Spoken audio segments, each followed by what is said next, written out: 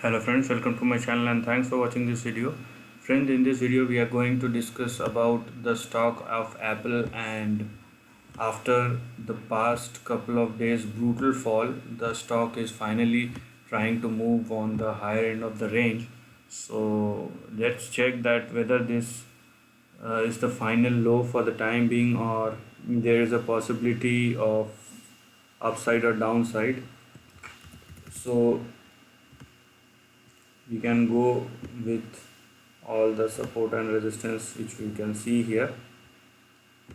Now let me just draw the important trends or support or resistance line, then we will talk on the trend, because the stock has fallen very sharply and there is no doubt that it's been moving up in the same manner, and definitely the kind of volatility we have across the globe, there is no doubt that the stock will go up very higher or much higher in a very short span of time. So you can see I have drawn lots of lines, and with this you can understand the kind of volatility this stock or almost all the stock, if it is related or directly or indirectly with technology. Okay, now understand this, that with the kind of bounce back we have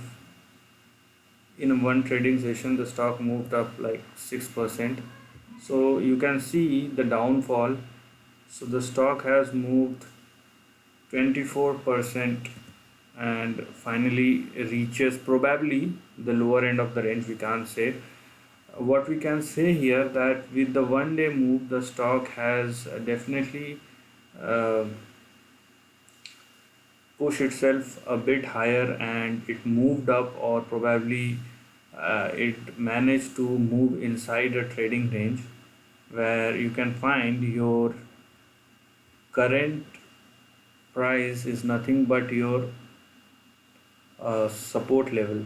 Now if it crosses the level, now you can see your current share price is 110.08, and your support will be at around 110.16, but currently it is at its resistance. So once the stock make a breakout above 110.16, then it will obviously become a support. So this entire range from 110.16 to 108.13 was your resistance level. Now the stock is trading above 108.13 and now at 110. So it currently becomes this entire range currently becomes your support level. So once the stock fallen below this 108, then probably the stock could see 103.52, then we have 101, and probably 96 on the downside. So this is conditional because the stock need to fall below 108 and then 103 for 101 and $96 on the downside to happen. And but the thing is, what we could see, that after a brutal fall, the stock has jumped back or bounced back very sharply, and it's indeed crosses the important resistance level and stay above that.